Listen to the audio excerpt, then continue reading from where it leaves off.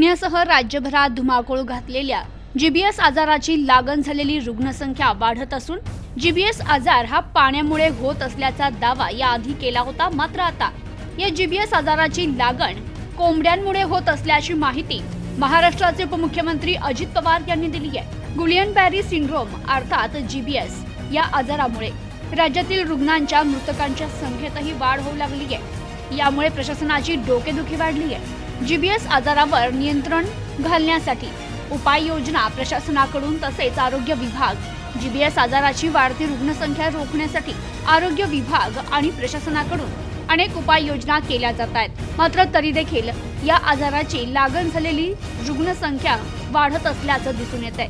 हा आजार फक्त दूषित पाण्यामुळेच नाही तर कच्चे मांस खाल्ल्यामुळे देखील या जीबीएसची लागण होते असंही उपमुख्यमंत्री अजित पवार यांनी स्पष्ट केलंय। तर जीबीएस हा आजार कोंबड्यांमुळे होत असला तरी कोंबड्यांची विल्हेवाट लावायची गरज नाही, तर कोंबड्या घेतल्यानंतर ते अन्न पूर्णपणे शिजवून घेतलं पाहिजे अशी महत्त्वाची प्रतिक्रिया उपमुख्यमंत्री अजित पवार यांनी दिली आहे। Bureau report, news today 24।